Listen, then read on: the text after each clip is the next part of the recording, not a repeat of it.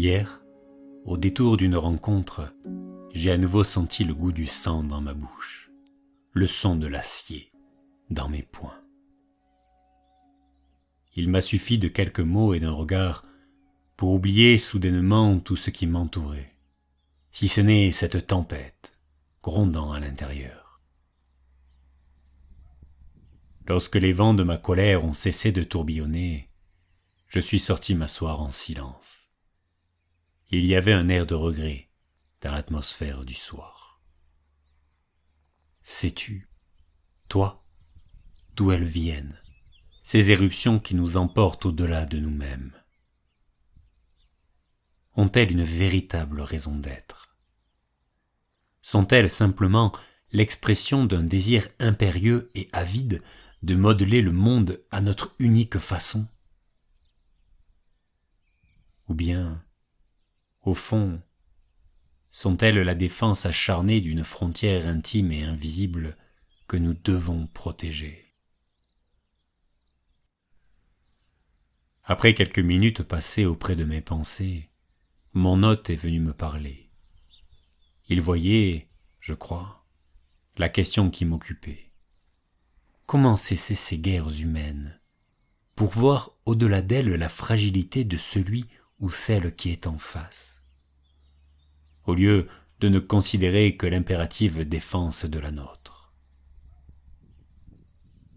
À force d'observer, il avait beaucoup compris. Il m'a parlé d'un guerrier des terres orientales qui, un jour, s'était mis en quête d'un peu de paix. Il m'a parlé de ses tentatives et de ses échecs. Sans avoir besoin de le dire, il a tracé un chemin pour répondre à mon silence. Comment ne pas te raconter cette histoire, qui sonnait si juste à mes oreilles, sous la lumière des étoiles? Comme si les bruits de la nuit s'harmonisaient à ces mots parfaitement ajustés pour penser les fracas de ma journée.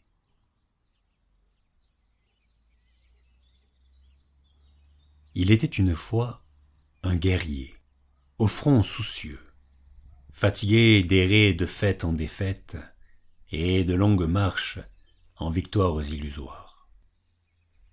Il s'en fut un jour rendre visite à un ermite fort réputé pour sa bonté simple et sa sagesse imperturbable.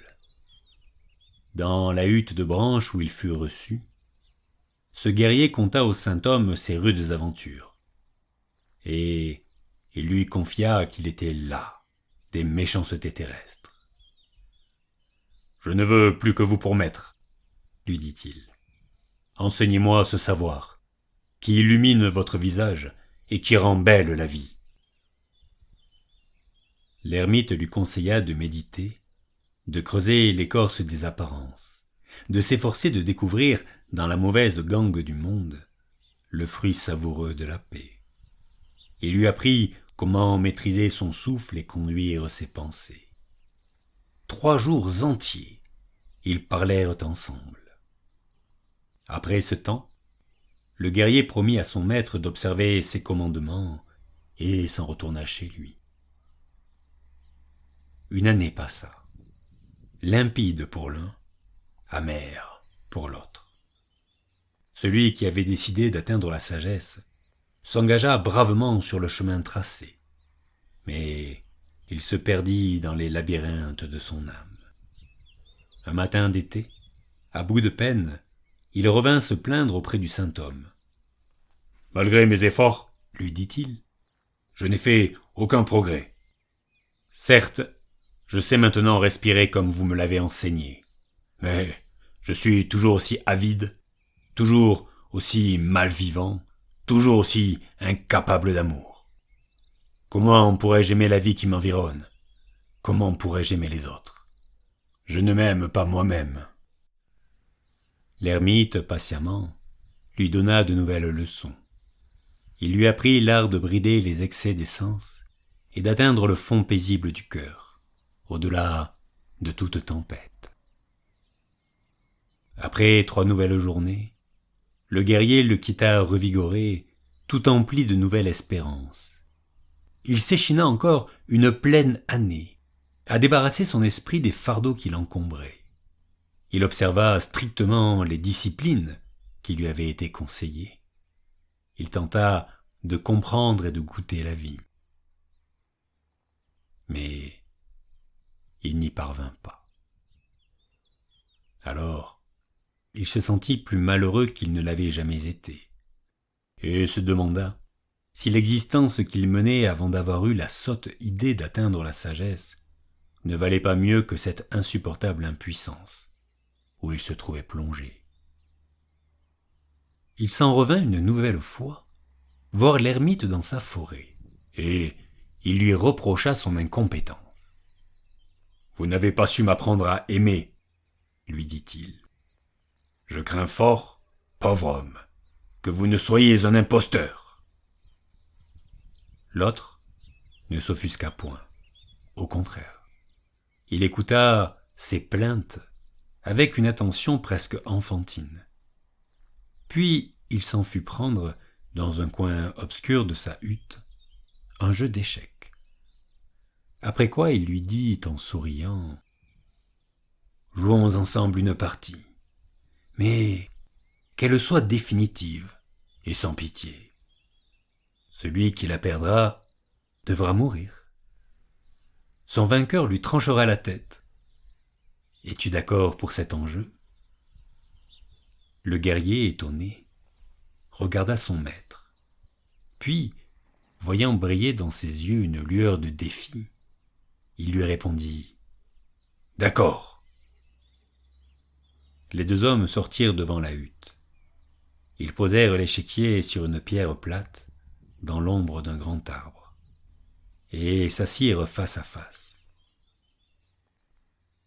Leurs fronts plissés étaient penchés sur les figurines de bois, et la partie commença. Le guerrier se trouva bientôt en mauvaise posture. Après 6 coups joués, il avait déjà perdu 3 pièces importantes, et son roi était dangereusement découvert. Il prit peur. Bouleversé par la main froide de la mort qu'il sentait déjà s'appesantir sur sa nuque, il joua de plus en plus mal. Après 12 coups, il était au bord de la débâcle. Il regarda son adversaire et le vit impassible. Assurément, cet homme n'hésiterait pas un instant à le tuer s'il perdait.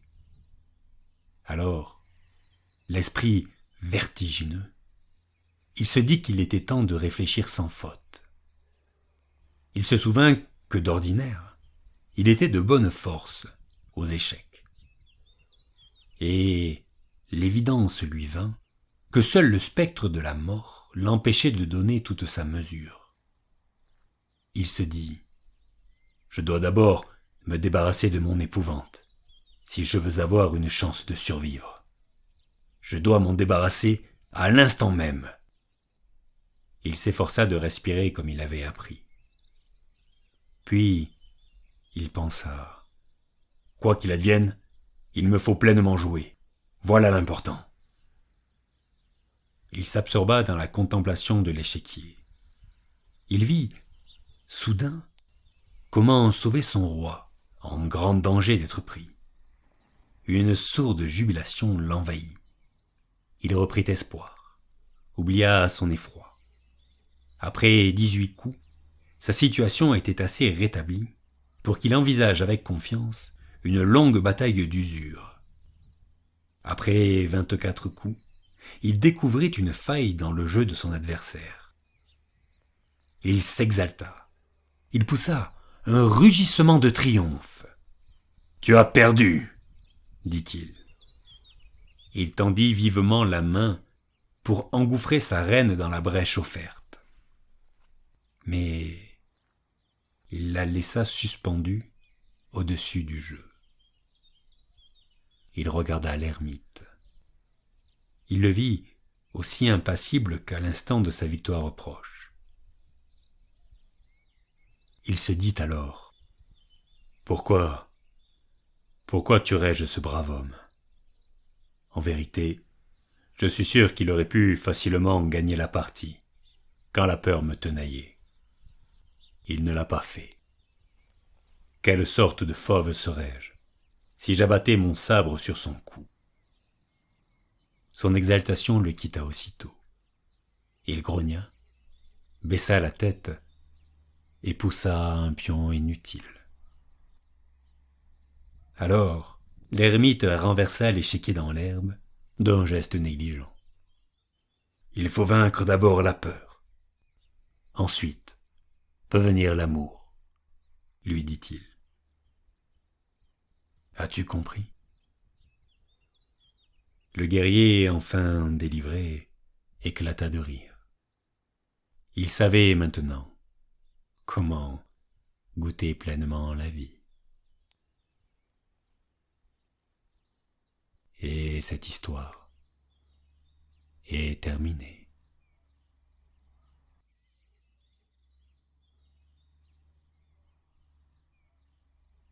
Avoir peur et choisir de ne pas s'en venger. Voir sa propre crainte derrière nos fureurs. Accepter que nos défaites soient dévoilées. Pour trouver, ensuite, une douce chaleur. À ces conditions, sans doute, nos tempêtes peuvent se faire plus rares. Peut-être même devient-il possible de les transformer en des révoltes calmes et déterminées. Des révoltes constructives qui renforcent notre âme pour conduire nos actes au service de la défense de ce qui est aussi fragile qu'inestimable. Le respect de la dignité humaine et le courage d'attiser cette petite flamme tout au fond de nous qui nous chuchote une direction pour nos pas. Le courage est peut-être là, à faire face à ce qui nous effraie. Et si nos élans tumultueux pouvaient servir à protéger des rêves, au lieu de percuter des êtres?